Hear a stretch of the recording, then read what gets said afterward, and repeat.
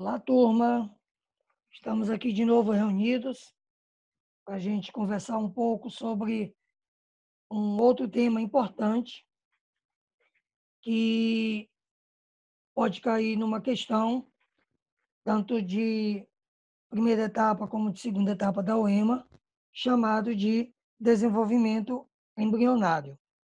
É um tema importante, é um tema que todos nós temos que ficar atentos, porque as questões elas são bastante dinâmicas. Então, é preciso que vocês tenham toda a atenção possível.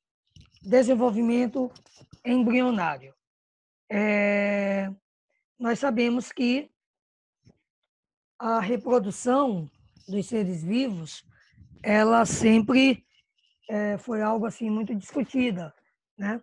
Os seres vivos, eles sofreram evolução, segundo o conhecimento científico, e dentre essa evolução está inserido o tipo de reprodução. Nós sabemos que algumas estruturas reprodutivas elas são consideradas como estruturas evolutivas. Como, por exemplo, eu posso dar aqui um exemplo, a casca do ovo, que é uma estrutura evolutiva, porque melhorou a reprodução e o desenvolvimento do embrião dos animais terrestres, né? Então, nesse sentido, a reprodução dos répteis é bem melhor do que a reprodução dos anfíbios. Uma outra estrutura importante em termos de reprodução seria a placenta, que nós vamos ver depois no desenvolvimento embrionário, parte 2. Essa aula de hoje ela envolve só a parte 1. Mas, rapidamente, falando da placenta, é uma estrutura que melhorou muito a reprodução, o desenvolvimento embrionário dos mamíferos, né? Então, como nós percebemos, tanto a reprodução é um fator importante para a perpetuação da vida e ela sofreu mudanças ao longo da evolução dos seres vivos. Dentre esse assunto, nós temos alguns conceitos gerais, né, como reprodução. Reprodução é a perpetuação das espécies. Se não tivesse reprodução, não ia ter perpetuação. A vida ia acabar. Então, é através da reprodução que ocorre a continuidade da vida. E ela tem dois tipos. Ela tem a reprodução assexuada, né, que não tem participação de gametas, espermatozoide e óvulo. Os indivíduos gerados nesse tipo de reprodução, eles geneticamente são iguais, eles são chamados clones, são indivíduos que têm um patrimônio genético igual, né? Não ocorre mistura genética de pai e mãe, por exemplo, de gametas, tá? E não ocorre algo que é muito importante na biologia, chamada de variabilidade genética. Portanto, os indivíduos todos são clones iguais. Professor Beckman, quais os seres vivos que fazem esse tipo de reprodução? As bactérias se reproduzem de forma sexuada, os protozoários se reproduzem de forma sexuada, as algas, que nós vimos na aula 15, também tem um momento que se reproduz de forma sexuada, os vegetais, enfim. Dos animais, a gente pode citar as esponjas, os poríferos, que também podem se reproduzir por brotamento, que é um tipo de reprodução assexuada. O outro tipo de reprodução é a que envolve gametas, a união de gametas que vai gerar uma fecundação. Esse tipo de reprodução ela é chamada sexuada. Nesse tipo de reprodução, ocorre a mistura de material genético, portanto, o indivíduo filho ele herda uma parte genética do progenitor masculino e uma parte genética da progenitora feminina, tá? Então, por exemplo, nós, seres humanos, herdamos 50% das características genéticas do pai e 50% das características genéticas da mãe, ok? Os indivíduos são diferentes, os filhos são diferentes aos pais, existe uma variabilidade genética, e aí tem uma imagem que mostra os espermatozoides e o ovócito. O espermatozoide é o gameta masculino e o ovócito é o gameta feminino, ok? Ao se juntar os dois, misturando seus núcleos, isso é chamado de fecundação, ok? Então, a fecundação tem dois tipos de fecundação. Uma que ocorre solto no ambiente, chamado de externa, é o que acontece, por exemplo, com peixes e anfíbios. Os peixes, macho e fêmea, jogam os seus gametas na água e o encontro desses gametas vai ser justamente no meio aquático. A mesma coisa acontece com os anfíbios, né? Tem uma foto aí mostrando dois sapos, dois anfíbios, e mesmo tendo a cópula, né? O macho cobre a fêmea, mas os gametas vão cair na água.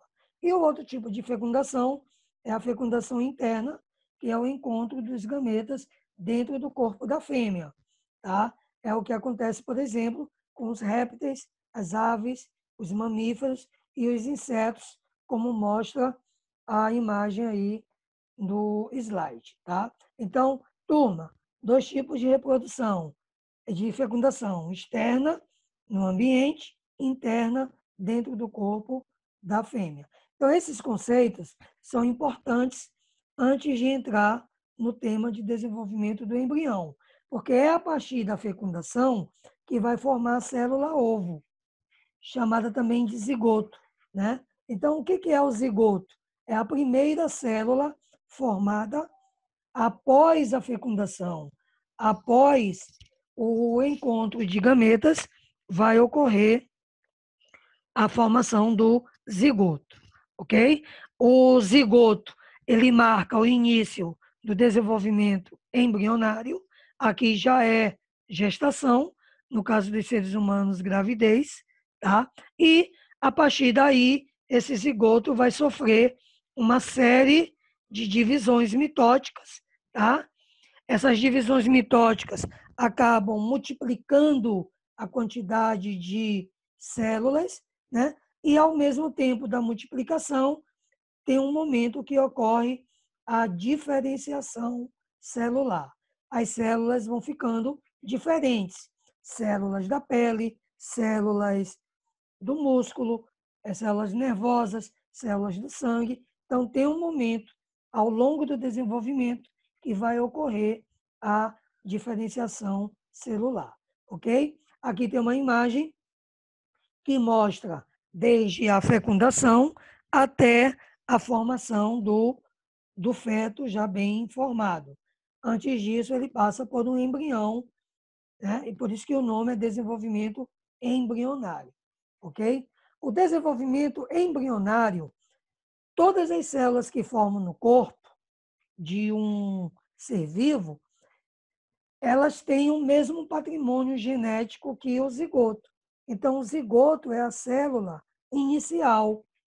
E todas as células que vêm após o zigoto têm o mesmo patrimônio genético. Porém, alguns genes são ativados e outros não. Em algumas células, por exemplo, o gene da insulina não é ativado. Já nas células do pâncreas, o gene que produz a insulina é ativado. Então, só quem produz a insulina no corpo humano é o pâncreas. Então, existe essa diferença aí. Os genes são ativados e outros não, né? E surgem dessa maneira tipos, formatos de células diferentes com funções diferentes. E aí vão formando os tecidos. Então, a célula dá origem a tecido, o tecido dá origem a órgão, o órgão dá origem ao sistema e o sistema dá origem aos organismos, ok? Essa é a sequência natural do desenvolvimento de um organismo. Aqui tem uma imagem que mostra lá no começo espermatozoide e óvulo, zigoto. Esse zigoto vai se desenvolvendo, vai se multiplicando, células-tronco. Aqui são células-tronco, e tem um momento que cada grupo de célula vai dar origem aos milhões de células que existem no organismo de um ser vivo, ok? Nesse primeiro momento, na aula 16, nós vamos. O desenvolvimento de um embrião são 3 fases: segmentação, gastrulação e a organogênese. O embrião passa por esses 3 momentos. Nessa aula de hoje, nós vamos falar somente da segmentação. E na aula seguinte, a aula 17, nós vamos falar da gastrulação, organogênese e a formação dos anexos embrionários, ok? Então, a gente vai começar com segmentação. Segmentação, ela é chamada também clivagem. É importante vocês, alunos, ficarem atentos com isso, porque numa questão não pode vir o nome segmentação, mas pode vir o nome clivagem. Essas clivagens são as divisões mitóticas que acontecem no zigoto ao longo do desenvolvimento do embrião, ok? E após essas divisões, uma dá 2, 2 dão 4, 4 dão 8, 8 dão 16. Essas células iniciais são chamadas de blastômeros. Esses blastômeros são células tronco totipotentes, porque vão dar origem a todas as células do organismo, né? Então, células totipotentes ou blastômeros. E nesse primeiro momento da segmentação, vai haver o aumento na quantidade de células, mas o volume do embrião ele continua o mesmo. Então, nessa imagem aí que está bem embaixo, você percebe aqui, nessa imagem aqui, você percebe que aqui uma célula, zigoto, se dividiu em 2, se dividiu em 4, se dividiu em 8, 16, 32. Ou seja, o número de célula vai aumentando, mas o volume do embrião continua o mesmo, ok? Então, esse primeiro momento é chamado de segmentação. A segmentação, ela tem 2 momentos. O primeiro momento chamado de módula e o segundo momento chamado de blástula. Módula e blástula. A gente vai falar rapidamente desses 2 momentos. O que é a módula? A módula é esse conjunto de células iniciais, é essa bola maciça de células iniciais. Fala-se que a módula vai até mais ou menos 32 células iniciais. E a fase de módula é uma fase em que o embrião ainda se encontra na tuba uterina. Ele não desceu ainda para o útero. Então, há um aumento significativo de células decorrente das mitoses. Essas células são chamadas de blastômeros, né? É o conjunto de 12 a 32 blastômeros, ou células-tronco totipotentes, né? E aí, depois da módula, vem o segundo estágio, que é a blástula. A blástula, estima-se que ela tem cerca de 100 a 120 blastômeros, células. Logicamente que as células da blástula elas já estão mais desenvolvidas do que a módula. Mas, Beckman, qual é a diferença principal entre a módula e a blástula? É que na blástula ocorre a formação de uma cavidade chamada blastocele. E essa cavidade ela tem um líquido dentro, né? Chamado de líquido blastocélico. Né? Então, a fase blástula, o estágio blástula, ela está mais desenvolvida do que a módula. Inclusive, a fase blástula, ela sai da tuba uterina e vai para o útero. Quando chega no útero, ela se implanta no endométrio do útero. Tá? Então, estima-se que a módula dura em torno de 3, 4, 5 dias. E a blástula é a partir do 6º dia, já começa a blástula, que é mais adiantado do que a módula. Aqui nós temos esse momento 1 aqui, é a módula, e esse momento 2, que tem aqui essa cavidade, é a chamada blástula. Né? E as células que formam essa blástula, ela é chamada de blastocistos. Então, é um momento mais adiantado do que a módula. Aqui também tem uma imagem, né? Aqui seria a módula. E bem aqui, já nesse momento aqui, que tem essa cavidade, seria a blástula. Aqui tem uma outra imagem. O zigoto vai se desenvolvendo, né? Até chegar nesse momento aqui, que é a blástula. Então, a módula é um conjunto de células e a blástula tem essa cavidade. E essa imagem aqui, ela é muito legal, porque ela é uma imagem real. É uma fotomicrografia do início do desenvolvimento de um embrião. Então, aqui, A, B, C, D, E, F, G, H, até aqui é módula. Já bem aqui, né, no I, já é o quê? A blástula. Ok? Então, vamos lá. Esse início do desenvolvimento do embrião, ele é diferente nas espécies. A ave tem um início de um jeito, os anfíbios têm de outro, nós, seres humanos, temos. Então, cada espécie, cada grupo de ser vivo tem um tipo de clivagem, né? E são 4 tipos: holoblástica igual, holoblástica desigual, meroblástica discoidal e meroblástica superficial. Então, cada segmentação dessa, cada clivagem dessa, tem um tipo de ovo. Na holoblástica igual, oligolécito.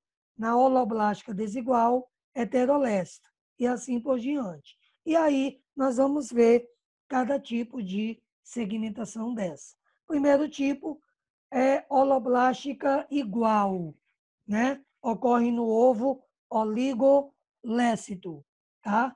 Esse nome, oligo, é pouco, lécito é líquido. Então, esse tipo de zigoto tem pouco líquido. E, portanto, quando esse zigoto se divide, as células todas são iguais. Então, por isso que o nome é holoblástica igual. Quais os seres vivos que têm esse tipo de segmentação? Nós, por exemplo, né, os mamíferos, os equinodermos, tipo estrela do mar, os anelídeos, tipo minhoca, e os vermes, como plateumintos e nematemintos, ok? Aqui tem a imagem de um ovo oligolécito. Repare que tem pouco vitelo aqui dentro, né? E esse ovo, quando ele se divide, repare que todas as células têm o mesmo tamanho, ó, o mesmo formato. Aqui todas as células têm o mesmo tamanho, aqui tem o mesmo tamanho. Então, por isso, esse tipo de segmentação é chamada de holoblástica igual. Já no segundo tipo, holoblástica desigual. A holoblástica desigual ocorre no ovo heterolécito. O que é um ovo heterolécito? Apresenta uma cavidade, uma quantidade de vitelo um pouco maior que o oligo. E esse vitelo, ele está um pouco mais para um dos lados do ovo, do zigoto. Então, o lado que tem mais vitelo, chamado polo vegetativo. O lado que tem menos vitelo, polo animal. Então, por causa dessa diferença de líquidos, o zigoto vai se dividindo de forma irregular. Ele vai dando células de tamanhos diferentes. Por isso que é chamado de segmentação holoblástica desigual. Os 8 primeiros blastômeros possuem tamanhos diferentes. Os menores são chamados de micrômetros. Então, é o caso dos anfíbios. Os anfíbios têm esse tipo de segmentação. Então, aqui nessa imagem, nós estamos olhando um ovo heterolécito. Repare que nessa parte aqui da seta tem mais líquido, tem mais vitelo. Aqui em cima tem menos vitelo. Então, aqui em cima é o polo animal, aqui embaixo é o polo vegetativo. As células se dividem mais rápido aqui, no polo animal, e mais devagar no polo vegetal. Isso faz com que essas células fiquem com tamanhos diferentes. Então, você percebe que as células aqui em cima são menores que essas células aqui embaixo. Por isso que o nome é holoblástica desigual. Mais uma vez, os anfíbios têm esse tipo de segmentação. O terceiro tipo é chamado de meroblástica discoidal. Por quê? Porque as divisões ocorrem só num lado do ovo. O outro não sofre mitose. E o tipo de ovo que tem essa segmentação são os ovos telolécitos. Os ovos telolécitos, por exemplo, eles têm muito líquido de um lado e do outro quase não tem líquido. Quem é que tem esse tipo de ovo? As aves, né? As galinhas, por exemplo, os répteis, os peixes, os moluscos, como polvo e lula. Agora, por que será que esses ovos têm muito líquido? Porque esse líquido, chamado vitelo, vai nutrir o embrião durante o desenvolvimento. Esses animais, eles não possuem placenta, como nós, seres humanos. Então, quem vai nutrir o embrião de uma ave, de um réptil, de um peixe, é o vitelo. Então, por isso é que precisa ter muito líquido. Então, aqui nós temos a imagem de um ovo chamado telolécito. Repare que esse líquido aqui todinho é o chamado vitelo, e aqui em cima não tem líquido, ó. Ó, não tem líquido. É o disco germinativo. Então, esse ovo, esse zigoto, ele vai se multiplicar só em cima. Repare que, ó, as células bem aqui em cima entraram em mitose. Aqui embaixo está inteiro. Então, esse tipo de segmentação, ela ocorre nas aves. Aqui do mesmo jeito, ó. Uma célula, 2 células, 4 células, 8 células. Então, o desenvolvimento do embrião ocorre só numa parte do ovo, na outra não tem. Ok? E o último tipo é o ovo centrolécito, que é o ovo dos insetos. Esse ovo tem uma grande quantidade de vitelo, bem na parte do meio do ovo, né? E esse tipo de segmentação é chamada de meroblástica superficial. Os blastômeros se dividem somente na superfície do ovo. É o caso dos insetos. Então, aqui você tem duas imagens, né? Aqui você tem um ovo centrolécito, com muito vitelo aqui no centro. Então, nesse centro, o ovo ele não vai sofrer mitoses. Então, as células, o embrião de uma barata, por exemplo, vai se formar apenas na superfície do ovo. Ok, turma? Então, nós vimos, nesse primeiro momento, o início do desenvolvimento embrionário, tá? E aí, na próxima aula, nós veremos um tipo, a continuação, que é a gastrulação e a organogênese. Ok, turma? Então, a aula de hoje foi isso. E na próxima aula, nós vamos continuar com desenvolvimento embrionário. Tchau, turma. Fiquem com Deus.